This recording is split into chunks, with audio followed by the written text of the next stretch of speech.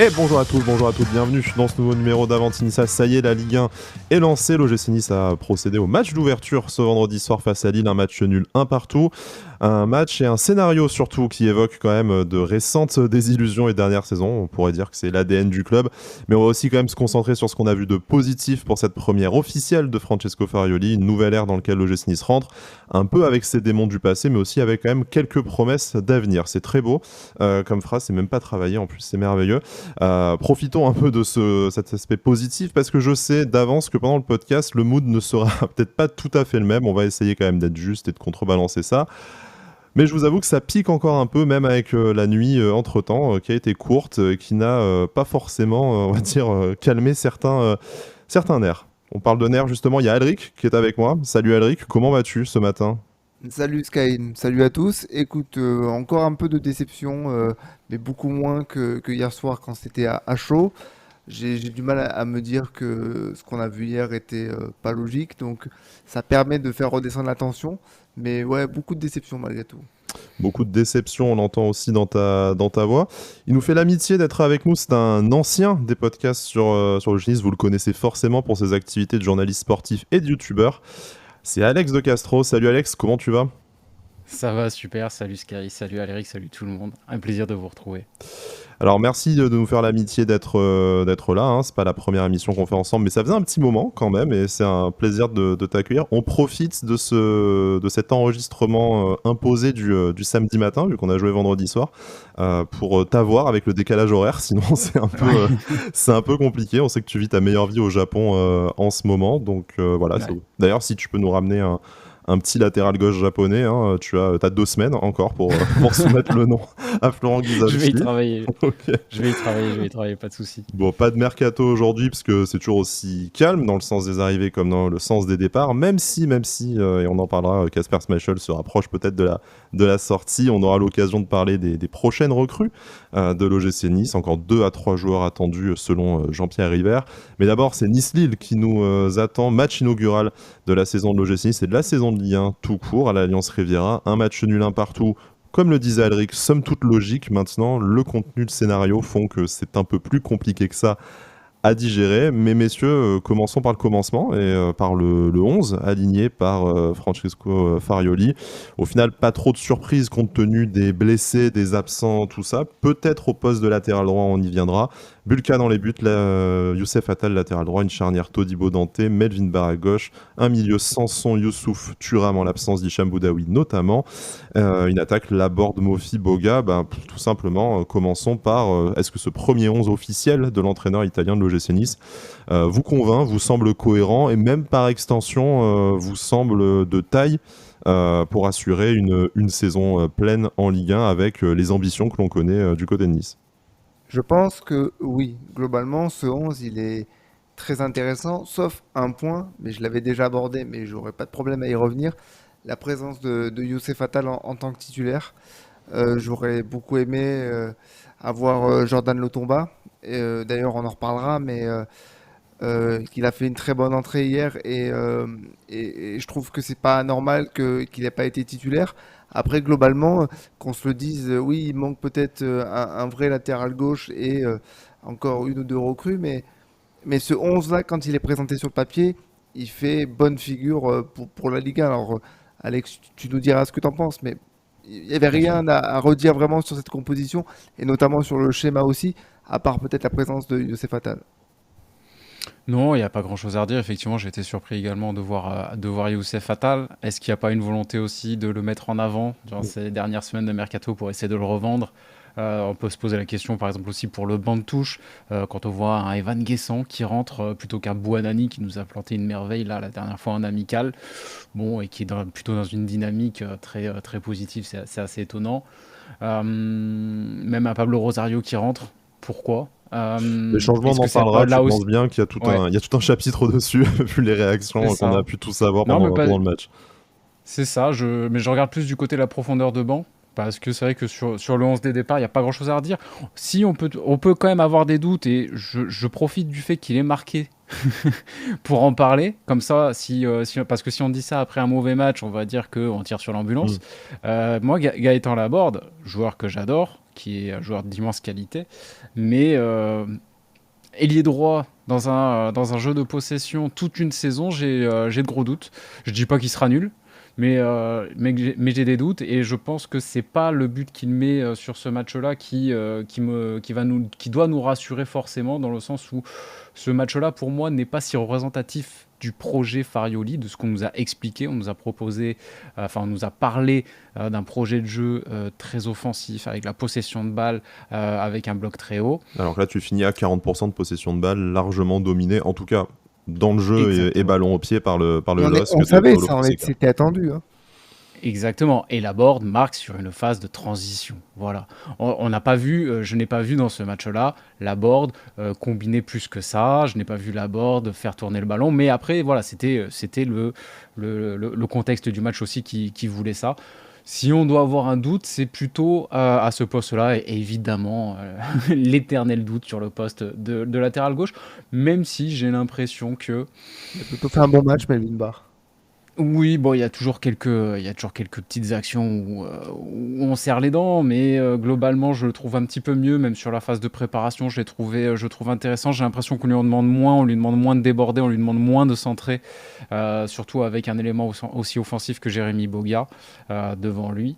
En tout cas, c'est sûr qu'il manque un latéral gauche de plus grande qualité technique.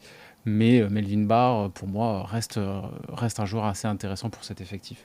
C'est pas un joueur dont je me débarrasserai, en tout cas. Tu feras plaisir à Sky. Hein, non, mais au-delà de me faire plaisir, Melvin Barr, on connaît de toute façon ses qualités et ses limites peut-être importantes. Hein. Techniquement, on peut l'entendre. Maintenant, c'est quand même aussi un joueur qui n'a que peu ou pas de concurrence réelle depuis maintenant une saison et demie. Bon, on peut aussi se dire peut-être avec quelqu'un qui le pousse un peu au cul, ça sera un peu plus facile pour lui de révéler son plein potentiel. On a vu l'effet que ça a fait notamment sur Jordan Lotomba de l'autre côté, hein, d'ailleurs, qui n'a jamais été aussi bon que quand sa place de titulaire était menacée dans sa concurrence avec Youssef Attal, dont on vient de parler. Je voulais juste qu'on dise quelques mots sur Gaëtan Laborde, hein, magnifique passe D, Alex. Gaëtan Laborde, justement, c'est un peu la question qui s'est posée dans la semaine sur le 11 et tout au long de la préparation de toute façon estivale, puisque c'est pas franchement le profil qui correspond au plan de jeu de Francesco Farioli. On voit à gauche, avec Jérémy Boga, un profil vraiment très très différent. On sait que Gaëtan peut jouer un peu partout devant, mais voilà, dans ce 4-3-3, dans ce rôle-là, et avec le profil de Terem Moffi, c'est pas forcément non plus le rôle dans lequel il sera le plus à l'aise.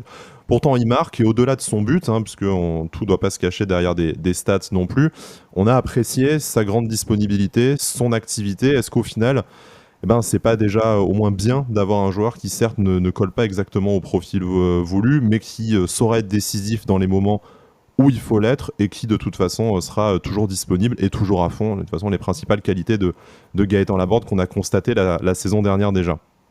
Non, mais ça, c'est sûr. Après, encore une fois, moi, j'ai mis un doute. Et bon, évidemment, on est en période de mercato, donc c'est la période où on se dit que on pourrait avoir une équipe vraiment qui colle parfaitement, surtout que c'est vraiment la politique du club cet été, c'est d'avoir des renforts parfaitement ciblés aux besoins du coach sur des postes très précis. Et le poste d'ailier droit me semble important, sachant que déjà, notre numéro 9, aussi intéressant soit-il, n'est pas non plus hyper adapté au jeu de Farioli. Si l'ailier droit l'est également, c'est un petit peu compliqué. Après, attention, ça reste Gaëtan Laborde, ça reste une valeur sûre de Ligue 1, ça reste un joueur à la mentalité extraordinaire, ça reste un gros bosseur, ça reste un finisseur, c'est quelqu'un qui, quoi qu'il arrive, même dans ce poste d'ailier droit, je pense, te mettra sa dizaine de buts.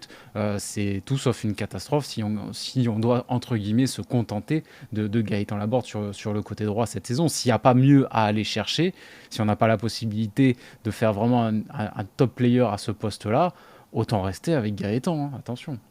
Et tu sais que quand il faudra le faire souffler, tu pourras mettre Bonani qui pourra enchaîner quelques matchs et apporter tout ce qu'on sait qu'il peut apporter. Et pour toutes les qualités que tu as citées, Alex, c'est pour cette raison-là que je disais notamment lors de la dernière émission sur le bilan de la préparation que c'est difficile de se passer d'un joueur comme Gaëtan Laborde qui, malgré les défauts qu'il a pour un poste d'ailier droit, a quand même montré une très très grosse activité tant offensive que défensive, et pour ça c'est très difficile de s'en passer. Alors je veux bien que il soit pas le meilleur à ce poste là et qu'en plus avec les difficultés de Mofi en tant que numéro 9 dans le jeu de possession de Farioli, ça peut devenir compliqué. Mais je pense que, vu la dangerosité qu'il peut avoir, vu la vision du jeu notamment dans les transmissions, il arrive à monopoliser l'attention de plusieurs défenseurs. C'est quelque chose qui va forcément être utile. Alors après, à voir comment ça évolue, mais je pense que c'est pas forcément une mauvaise chose. Après, on verra dans les matchs contre des blocs bas. C'est là aussi où on verra ce genre de limite. Oui, Et mais encore une fois, c'est là peut-être qu'il faudra voir comment Farioli va s'adapter, justement. C'est là où on l'attend. Messieurs, parlons peut-être quelques instants de l'autre côté. Également, Jérémy Boga, on l'a évoqué, et je voudrais qu'on parle rapidement de sa première officielle sous les couleurs niçoises à l'Alliance Riviera. Un match globalement intéressant, de l'activité, du mouvement, des tentatives de duel, souvent remportées, un peu de volume de jeu. Difficulté avec la règle du hors-jeu aussi, très clairement, malheureusement. Mais c'est peut-être, on le disait en fil rouge quand on parlait des autres joueurs, le joueur qui est vraiment compatible avec la philosophie de jeu de Francesco Farioli. On sait qu'on a eu peut-être des soucis à trouver un ailier vraiment avec qui s'inscrire dans la longueur et dans un projet de jeu ces dernières saisons. Peut-être qu'enfin, on va arrêter d'avoir le traditionnel prêt avec option d'achat à moitié boiteux et à moitié décevant. Bien sûr, le chemin est encore long pour en faire un titulaire indiscutable. On parlera peut-être de sa concurrence avec Sofiane Diop, puisqu'il l'a remplacé à l'heure de jeu. Mais globalement, on a envie de voir plus de Jérémy Boga. Ouais, bien sûr. On a envie de voir plus, même si j'ai été un peu déçu de sa prestation hier, et notamment parce que on se souvient de ce que nous avait dit la personne qui était venue pour nous le présenter dans Avantinissa. Ta France, effectivement. Voilà, il nous avait parlé d'un joueur qui certes driblait, mais avait tendance à faire facilement la passe. Et hier, j'ai quand même eu l'impression qu'il a toujours fait un peu le dribble de trop quand il avait le ballon dans les pieds, ou alors beaucoup de mal à se positionner.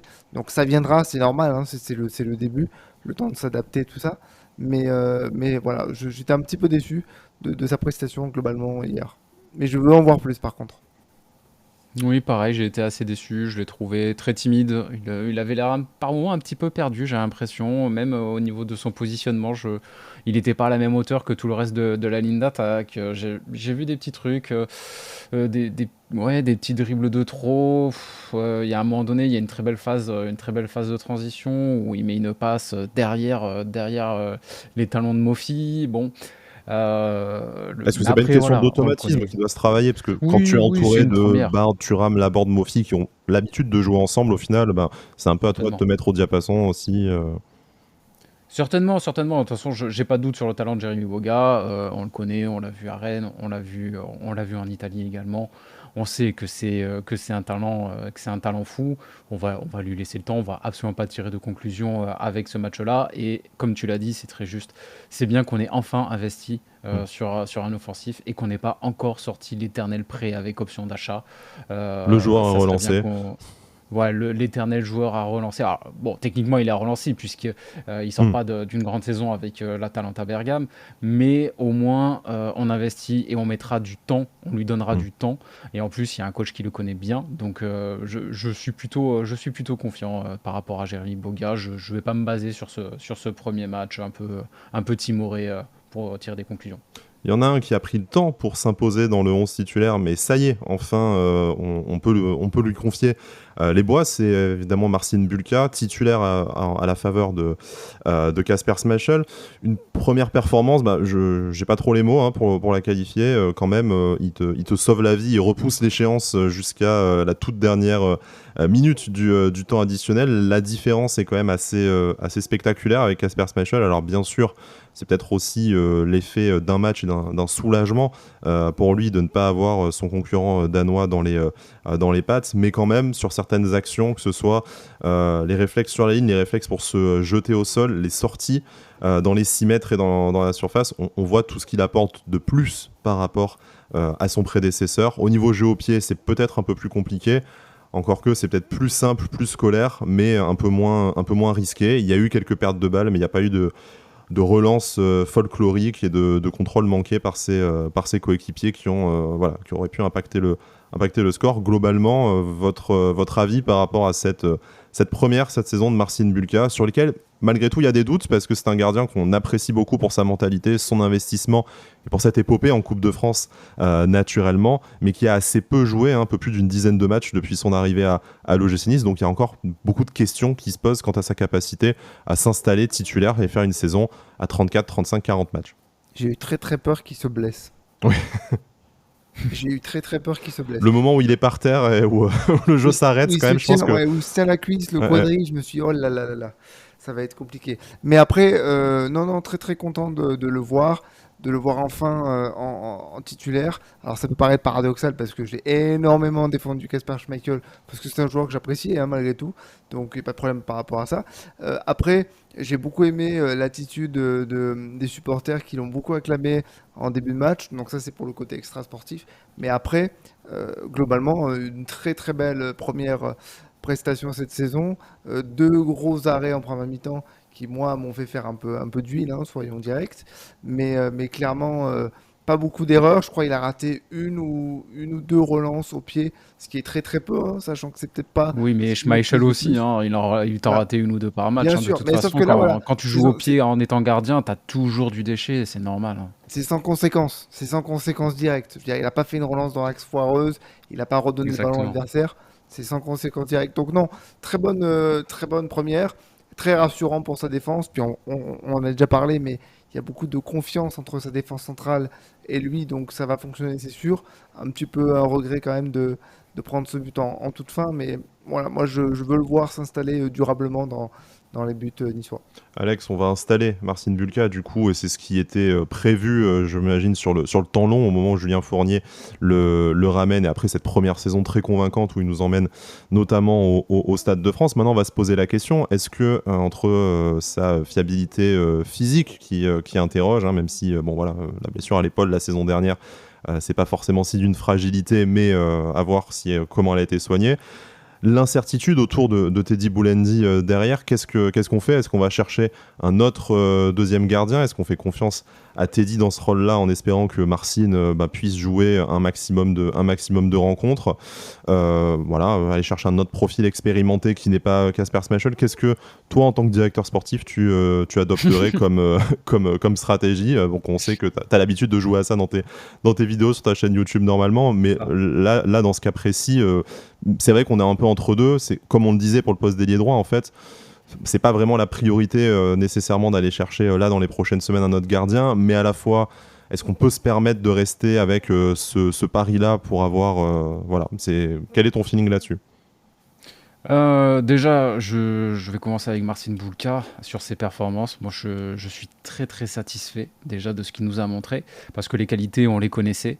Mais il y a un contexte qui est quand même assez particulier. C'est un jeune gardien qui réclame du temps de jeu depuis pas mal de temps, dont l'agent réclame pas mal de temps de jeu aussi depuis pas mal de temps. hein. Ça fait quand même un joli cirque médiatique toute l'année, même si on peut comprendre la frustration. Je pense que pas mal de joueurs hier se seraient plantés dans la situation de Bulka, surtout à cet âge-là.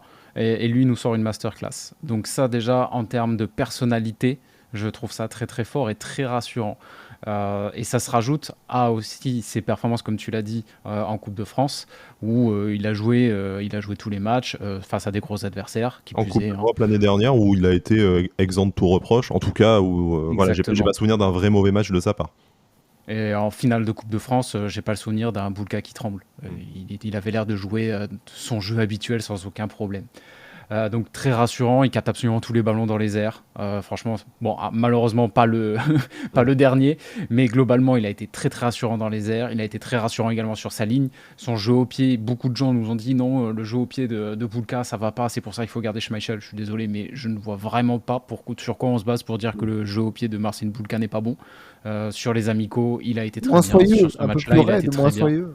Mais bon, après, globalement, c'est bon. Ouais, mais moins folklorique aussi. Enfin, plus, Oui, c'est ouais, pas que je disais plus scolaire, c'est qu'en fait son jeu au pied est peut-être plus court. Il va pas casser deux lignes, mais à la fois il va pas envoyer une sacoche le long de la ligne de touche à Ah, mais en Melvin même temps, de toute façon, c'est ce que demande Farioli. hein. voilà. C'est ce que demande Farioli de toute façon. Ça a toujours été ça, hein, ces gardiens a priori, toutes les vidéos qu'on a pu voir sur ses anciennes équipes, c'était toujours des relances très très courtes, donc il fait ce qu'on lui demande et il le fait très bien. J'ai pas l'impression que le jeu long de Schmeichel était si exceptionnel que ça non plus. Et alors oui, on peut dire oui, il est jeune, peut-être qu'il va faire des bourdes. Certainement qu'il fera une ou deux bourdes dans la saison, mais Schmeichel aussi, il les faisait ses bourdes dans la saison. Et je préfère pardonner des bourdes à un jeune plein de potentiel, avec une super mentalité, qui est apprécié du vestiaire et qui en plus de ça peut s'inscrire sur la durée dans le projet, qui ne voit pas le club que comme une maison de retraite dorée. Enfin, je suis désolé, pour moi, le choix est évident. Je suis vraiment très très content que le club ait enfin tranché en faveur de Marcin Bulka et j'espère qu'il va confirmer ça cette saison. Et Après, sportivement, en plus, effectivement, il le confirme jusque-là, donc tout bénef. bah ouais. Ouais, ouais, non, mais clairement, clairement, vraiment. Oui, parce qu'après, s'il était pas bon, Mm. évidemment, on va pas mettre n'importe qui à la place de Schmeichel, parce que Schmeichel nous fait sa diva quand il supporte pas certaines choses. Bon. Après, effectivement, sur le mercato, je pense que ça serait intéressant d'aller chercher un numéro 2, mais je peux pas être affirmatif à 100% dans le sens où j'ai pas assez vu Boulendi, et je pense qu'on est un peu tous dans le même cas, en fait, Oui. c'est que on a tous du mal à situer quel est le niveau réel de Teddy Boulendi.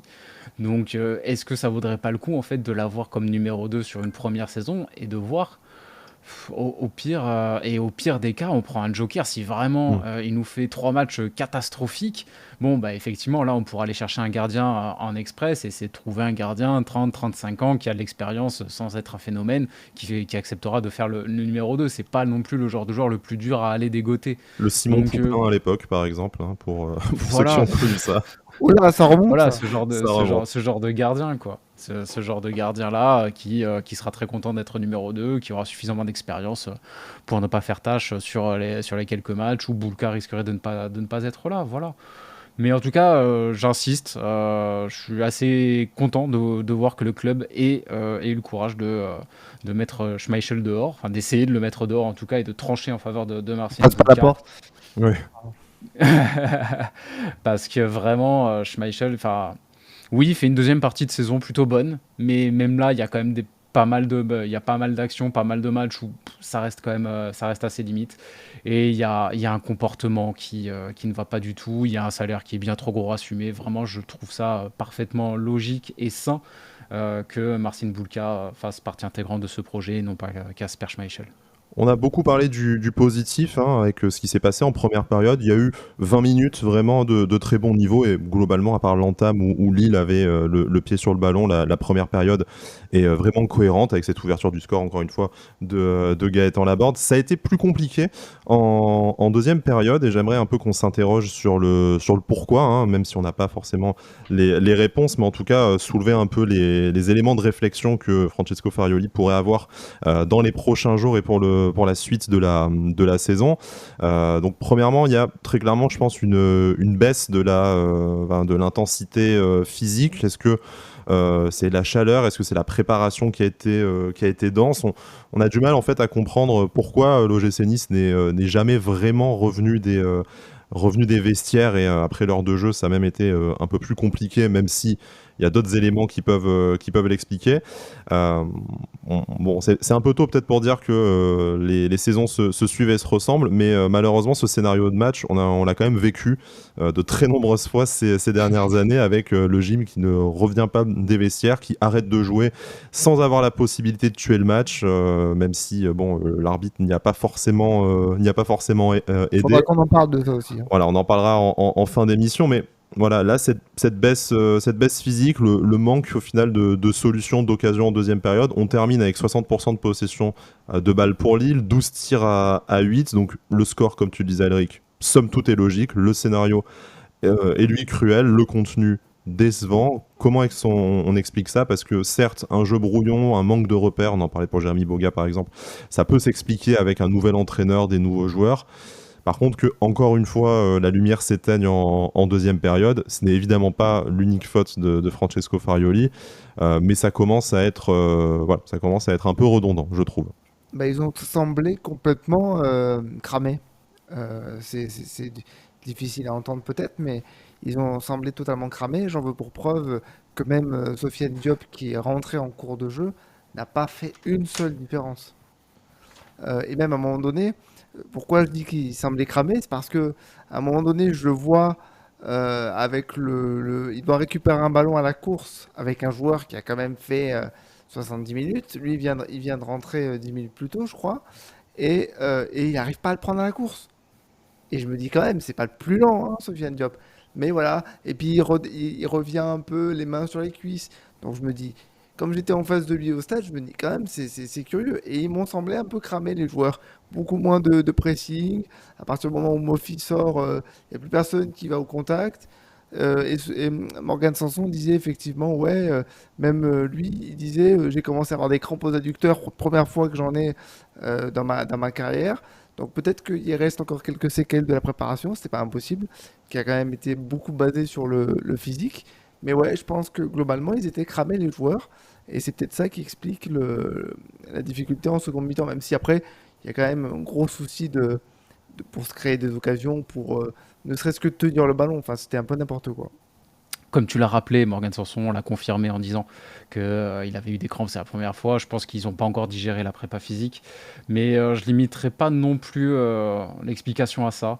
Je pense aussi que Farioli, est-ce qu'il s'est pas un peu fait dessus quand même, hein, sur cette deuxième période, le triple changement où tu sors, le moindre joueur ayant déjà eu un jaune. Bon, ce sont des professionnels qui ont de l'expérience, hein. On parlait de Attal, Laborde, Kefren Turam. C'est pas non plus des gamins qui ne savent pas se contrôler. Je pense que Attal, vous pouvez encore il leur aurait faire un pu se peu faire confiance. expulser, hein. Ouais, Youssef Attal quand même Peut-être qu'Attal, en Attal était peut-être un peu difficulté. limite, ouais. Voilà. Attal était peut-être un petit peu limite, ça à la limite, on peut Mais l'entendre. Gaëtan Mais c'est Laborde, comme tu le disais, a priori, carton rouge dans sa carrière, il a pas dû en prendre beaucoup et il n'est pas un poste Ah qui non. est particulièrement exposé non plus. C'est ça, et puis on l'a vu. Et lui, pour le coup, il n'était pas cramé, il avait envie de jouer encore, ça allait. Et je pense je pense qu'il est il a un peu trop bétonné, un peu trop vite.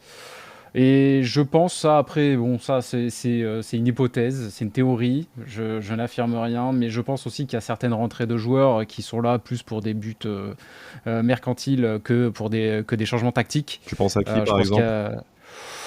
Pablo Ouais, il y en a Rosario, un qui me semble ultra évident, c'est Pablo Rosario. Je pense qu'il y a une volonté de le montrer pour essayer de, pour essayer de le vendre, sauf Mais que est-ce que vu la le prestation montrer... qu'il nous a Ouais, sorti, voilà. Est-ce que le montrer, c'est ça va ça. vraiment aider à le vendre? Enfin, sur ce Est-ce que match c'est une d'hier, si quand bonne idée même. de le montrer? Ouais. Ou en tout cas pas à ce poste, parce que vraiment, la rentrée est absolument cataclysmique. Des contrôles qui partent en touche, des passes à 3 mètres mal assurées. Enfin, je veux dire, faut quand même expliquer à quel moment BKBK est un moins bon milieu de terrain défensif que Pablo Rosario. Ou Reda Et surtout, Belayan, il y a d'ailleurs, ou également. Reda Belayan, effectivement. Vraiment, j'ai beaucoup de mal à croire qu'on aurait moins bien tenu le ballon avec un de ces deux joueurs-là plutôt que Pablo Rosario.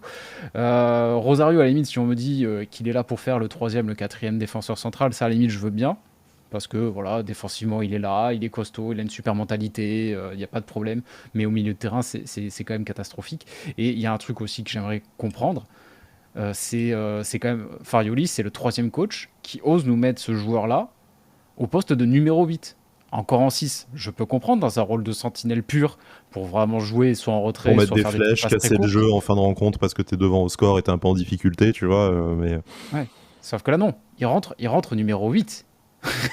Je veux Il- dire, il- c'est quand même fou. À quel moment Pablo Rosario a des qualités de box-to-box? Enfin, je veux dire, Digard nous l'a fait, Favre nous l'a fait, Farioli nous l'a fait. Je veux dire, il n'y a que nous qui voyons qu'il n'est pas capable de faire une passe à plus de 10 mètres. est-ce que vous aussi vous Ah, êtes interrogé au moment de c'est l'entrée hallucinant. de Sofiane Diop? Vous vous êtes dit, ah bah cool, il va remplacer poste pour poste Oui, Thuram, c'est ce que ça j'ai va dit être en plus dans la intéressant à voir. conversation privée. Et puis après, Oui. et après, tu vois les autres changements, tu essayes un peu de résoudre l'équation, tu dis, attends, mais il nous fait quoi là exactement? Bon, voilà, un Pablo Rosario qui est peut-être susceptible de partir d'ici la fin du mercato, c'est peut-être le dernier gros salaire qui n'est pas tout à fait en adéquation avec ses performances sportives, qui pourrait quitter l'OGC Nice, même si, voilà, entre le nombre de défenseurs centraux, peut-être un peu léger pour affronter toute une saison, et ses performances, ça va être compliqué de le voir partir d'ici là, mais à la limite, voilà, pourquoi pas. Il reste encore 3 semaines pour l'espérer.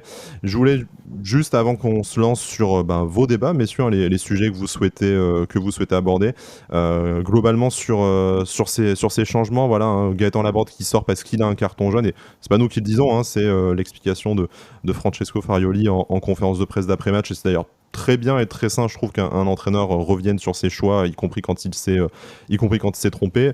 Pas de chance derrière, Mofi sort probablement parce que un peu touché physiquement avec cette entrée de Boudaoui, donc tu finis la rencontre avec Evan Guessant qui n'a pas fait une mauvaise entrée hein, au final. Hein. C'est un joueur, moi, qui peine encore à me convaincre, mais sur le genre de prestation d'hier, dans la rotation, pourquoi pas, même si voilà, c'est un peu étonnant que tu ne fasses pas rentrer un Badrine Buonanni. Vraiment, pour moi, ce match, et c'est peut-être pour ça que j'ai vraiment du mal à le digérer même après, l'enjeu est bien moindre, mais en fait, il y a tellement de choses qui me rappellent Bâle, le but en toute fin de rencontre, la non-entrée inexplicable Traumatisme. de Buonanni, le triple changement chelou et tout comme ça, voilà, c'est le syndrome post-traumatique en fait, ça m'a beaucoup trop rappelé Bâle pour que j'arrive à relativiser sur cette rencontre-là.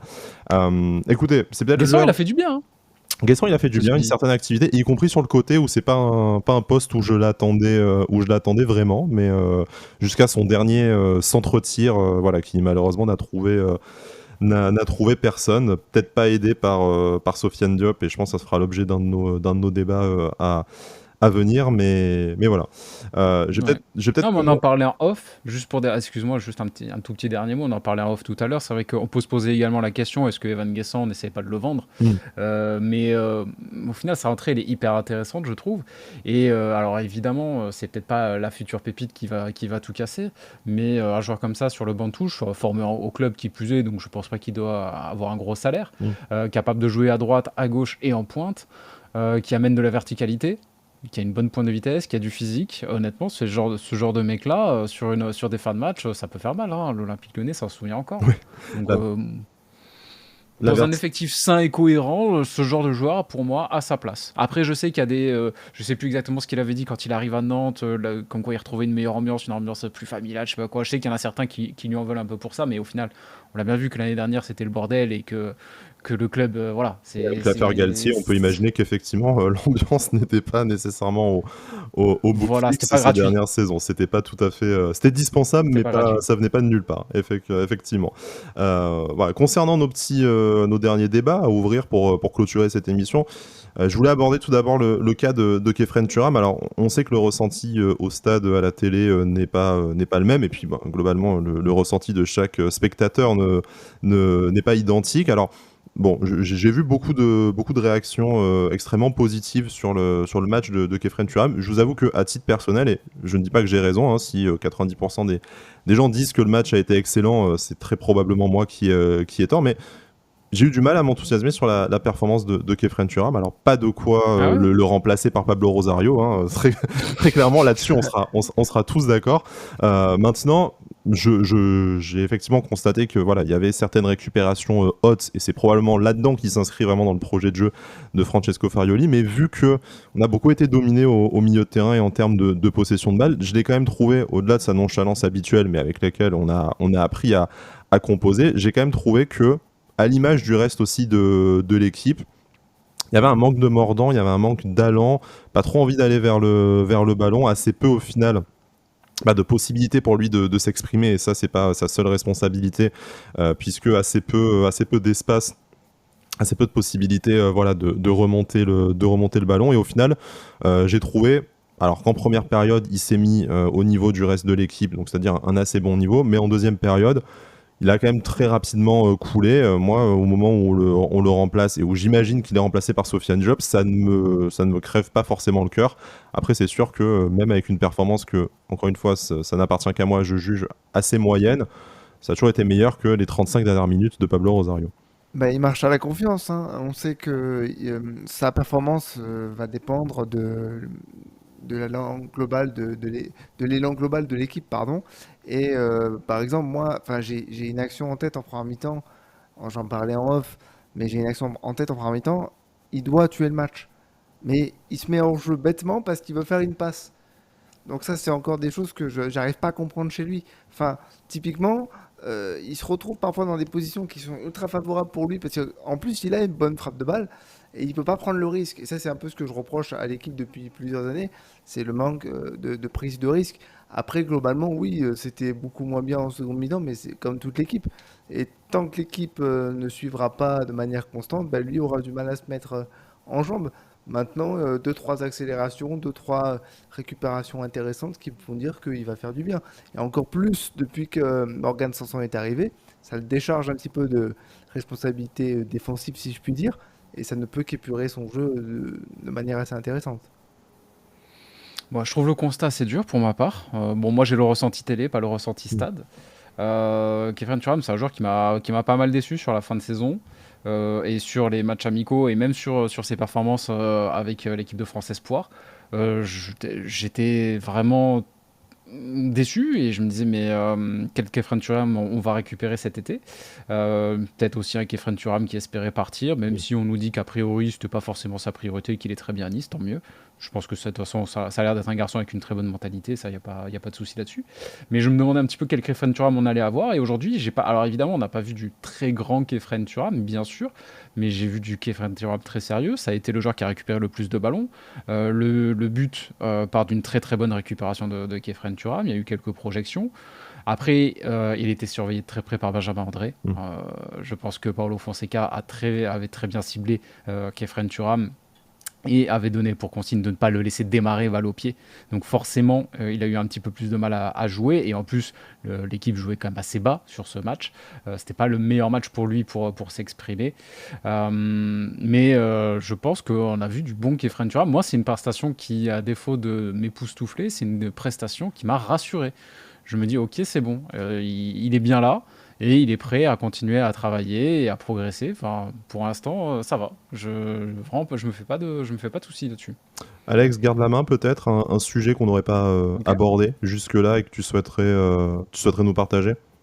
Oui, alors c'est pas vraiment un sujet, c'est plus une remarque et une satisfaction. Quand Ineos et la direction nous ont annoncé vouloir réduire la voilure, on a un peu tous flippé, on s'est dit ça y est, ils veulent se désengager, ils veulent plus mettre un rond, ça y est, ils s'intéressent plus à nous.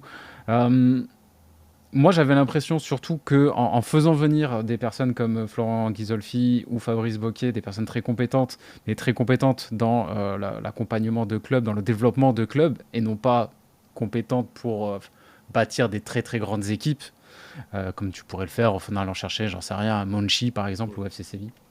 Voilà, là, on aurait été dans une autre dimension. Mais c'est que tu fais venir des gens pour la compétence, pour construire intelligemment. Et au final, je trouve que déjà aujourd'hui, c'est ce qu'on voit. Je trouve qu'aujourd'hui, avec les quelques recrues qu'on a pu faire, très peu au final, on ressemble déjà beaucoup plus à un club de foot sérieux. On ressemble déjà beaucoup plus à un club de Ligue 1 qui bosse normalement. On ressemble beaucoup plus à un club de Ligue 1 sain. Bon, il y a encore quelques gros salaires à dégager pour parfaitement assainir tout ça, mais il y a déjà une très très grosse partie du travail qui a été faite, et ça ne les a pas empêchés également d'aller chercher des très bons joueurs. Euh, c'est Jean-Pierre River qui disait on revient à ce qu'on savait faire avant, mais oui, moi je commence à en avoir marre de toutes ces saisons où, désolé pour l'expression, on pétait plus haut que notre cul et on allait chercher des noms parce qu'on avait de l'argent pour essayer de faire plaisir aux supporters lambda, mais je suis désolé, c'est pas comme ça que ça fonctionne. On veut des profils ciblés, on veut un projet de jeu. Moi, je me régale à voir des joueurs qui se développent chez nous, à voir des joueurs comment dire, qui s'investissent chez nous. J'en reviens un peu tout à l'heure, par exemple, à un joueur comme Kasper Schmeichel. Aaron Ramsey, il lui a quand même fallu 6 mois pour se mettre la tête sur les épaules et se dire, OK, je vais me mettre à réellement bosser. Euh, Soit on faisait all-in, et je pense que c'est pour ça qu'on ne l'a pas fait. Soit on faisait all-in et on allait sur un vrai projet PSG, chose qu'Ineos peut faire, Mm. en allant chercher vraiment des top joueurs. Soit on continue de bosser sérieusement et on part plutôt sur un projet façon par exemple Leipzig. Voilà. Ça, c'est intéressant. Mais l'année dernière, on était dans un espèce d'entre-deux absolument horrible. On Projet allait juste chercher Championship, des noms. comme disait Jim Ratcliffe, de toute façon. Donc, Projet de Championship ou projet un peu Arabie Saoudite, Mm. tu vois. C'est tu prends, t'as de l'argent, tu balances sur les noms, sur les quelques joueurs qui sont à peu près disponibles et qui veulent bien venir chez nous. Mais non, c'est pas ça, c'est pas comme ça, c'est pas comme ça que tu bâtis un véritable club de foot et que tu franchis les paliers. Et là, ce que je vois aujourd'hui, le dégraissage, les recrues qui sont parfaitement ciblées. D'ailleurs, bon, alors là, pour le coup, le Morgan Sanson, pour pour le coup, ça faisait 3 mois moi que j'en parlais et que je me disais mais que c'était vraiment le joueur qu'il nous fallait Et il fait et que l'unanimité. derrière c'est lui. Et aujourd'hui, il fait l'unanimité. Alors il y a 3 mois, je me prenais des sauts sur Twitter, on se foutait de ma gueule, on me disait ah c'est ça ton ambition pour Nice. Je fais ouais ben regarde aujourd'hui maintenant si t'es pas content de l'avoir. Le football c'est pas que des stars, c'est pas que des grands noms, c'est aussi c'est aussi des joueurs qui s'investissent réellement, c'est des effectifs équilibrés, il faut des petites pépites, il faut des vieux briscards, il faut des joueurs de club, il faut un bon mélange de tout ça et je trouve qu'aujourd'hui c'est ce vers quoi on tend. Donc je suis très très rassuré et très content pour l'instant en tout cas du travail de la nouvelle direction. Alric, on parlait de petites pépites. Il y en a une qui nous inquiète un peu. On en a parlé tout au long de cette émission. On en a parlé tout au long de la préparation. C'est Sofiane Diop, son entrée en fin de rencontre qui a été une nouvelle fois décevante. Alors, bon, l'idée, c'est pas de le charger, encore une fois, ni de tirer des conclusions pour le reste de la saison, mais un gros transfert, un statut de titulaire directement remis en question par le recrutement de Jérémy Boga et par peut-être l'absence de vraiment titularisation au cœur du jeu. Puis, bon, la présence de Kefren Turam qui est logiquement devant lui dans la hiérarchie à ce poste-là. Voilà, hein, l'entrée n'est pas giga bonne. La préparation au-delà de son golasso n'est pas non plus franchement convaincante. C'est une des grosses interrogations des prochaines semaines. Hein, tu m'en faisais part hors antenne tout à l'heure, mais voilà, Sofiane Diop, il va bien falloir résoudre le problème d'une façon ou d'une autre, en espérant que ce soit lui qui arrive à le résoudre en bossant et en reprenant sa place de titulaire à coup de performances sportives, mais peut-être que dans la cohérence de l'effectif, du 11, tout ça, c'est la situation qui interroge le plus aujourd'hui. Bah, elle interroge parce que, comme tu le disais, on l'a payé très cher. Et quoi qu'on en dise, bah, ça fait partie des critères qui sont les plus regardés aujourd'hui dans le football. Et puis parce qu'il était titulaire l'année dernière. Bon, il a eu des problèmes physiques qui l'ont un peu freiné dans sa progression. Maintenant, moi, ce qui m'a interrogé, mais j'ai mis ça sur le compte des problèmes physiques, c'est vraiment son entrée sans aucun impact, sans aucune influence, sans aucune différence. Et puis, vraiment, pour le coup, parfois on parle de la nonchalance de Kefren Turam, mais là, Sofiane Diop, je l'ai trouvé vraiment un peu à côté de ses pompes. Et je me suis dit, waouh, est-ce que c'est parce que physiquement il a du mal ou est-ce que c'est la concurrence qui fait ça? Alors, c'est un très jeune joueur. Mais si la concurrence, ça lui fait du mal, bah, il va falloir qu'il se batte. Et surtout, moi, j'aimerais bien qu'on règle la question de son positionnement sur le terrain. Très, comme tu l'as dit, quand il rentre, je me dis chouette, il va remplacer Kefren Turam au cœur du jeu, et c'est pas le cas. Il se retrouve sur le côté, et ça a été compliqué. Donc voilà, moi je pense qu'il faut qu'il accepte qu'il y a de la grosse concurrence, que c'est plus acquis sa place de titulaire. Et je pense aussi qu'il faut on le mette pardon, à une place sur le terrain qui lui convienne beaucoup mieux. Voilà. Mais je ne me fais pas trop de soucis. J'espère par contre que ça va pas prendre trop de temps pour le voir à un niveau correct, voire bon. Oui, je pense à peu près la même chose. Je pense qu'il y a évidemment la question du positionnement qui rentre en compte. C'est vrai que sur ce côté, dans un rôle d'ailier, bon, ailier intérieur, évidemment, on sait que c'est pas lui qui va déborder, il va plutôt repiquer. Il n'a pas l'air super à l'aise, je le trouve assez stéréotypé, alors que c'est vrai que sur les quelques matchs qu'il a pu faire derrière l'attaquant dans un rôle de numéro 10, il a été beaucoup plus intéressant, même dans un rôle de numéro 8, dans un rôle de pointe haute, comme peut l'être par exemple Kefren Turam. Dans un autre registre, bien sûr, il est assez intéressant. Après, ça m'a pas l'air d'être un garçon avec de grandes qualités physiques naturelles, donc peut-être aussi qu'il a un peu de mal à encaisser la prépa physique. Peut-être qu'il va falloir juste lui laisser un petit peu de temps pour monter en régime. Moi, je pense déjà, ce qui me rassure, c'est que contrairement à l'année dernière, là, il fait toute la prépa avec nous. L'année dernière, il était arrivé assez tard, Ouais. si ma mémoire est bonne, il est arrivé plutôt dans les derniers jours du mercato. Là, il a déjà une saison chez nous, il a fait toute la préparation. Bon, je pense que physiquement, ça devrait aller mieux. Il y a quand même moins de chances de blessure, à part si vraiment c'est quelqu'un de très fragile. Mais a priori, je pense que ça devrait aller mieux. Je pense qu'on peut être très agréablement surpris par Sofiane Diop, mais après, est-ce que ce 4-3-3 est forcément la meilleure des nouvelles pour lui? Ça va, qu'un coach joue quasiment exclusivement 4-3-3, est-ce que c'est une très bonne nouvelle pour lui? Je ne suis pas sûr. À voir. Surtout que j'ai l'impression que dans l'esprit de Florent Gisolfi, l'idée c'est plutôt que Claude Maurice soit le remplaçant de Kefren Turam. C'est plutôt pour ça qu'on l'a rapatrié et qu'on ne l'a pas vendu. Et Sofiane Diop serait plutôt dans la concurrence pour le poste d'ailier gauche. J'ai l'impression que c'est comme ça plutôt que ça se bâtit actuellement. Après avoir avec de nouvelles recrues. J'ai vu qu'on était sur un ailier gauche irakien. Donc peut-être que si un nouvel ailier gauche arrive, peut-être qu'effectivement Sofiane Diop on le verra plus dans un rôle plus central. À suivre du coup dans les prochaines semaines de compétition et du mercato, forcément on va essayer de couvrir les deux en même temps. On espère qu'on ne doit pas faire 3 émissions le 31 août à minuit et que les prochaines recrues vont se lisser un peu.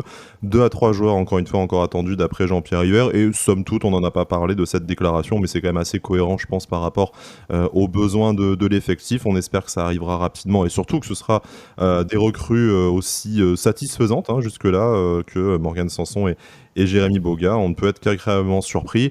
Vous l'aurez compris, voilà un match qui fait un peu mal à la tête, mais la saison est encore longue, même amputée de 4 matchs, il y a encore largement de quoi vivre de très bons moments.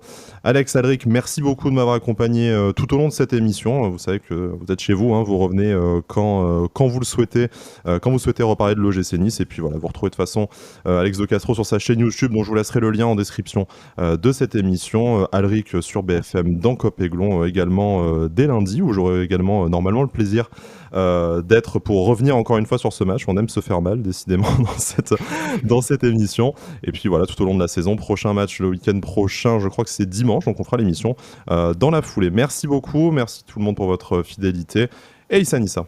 Issa Nissa. Issa Nissa.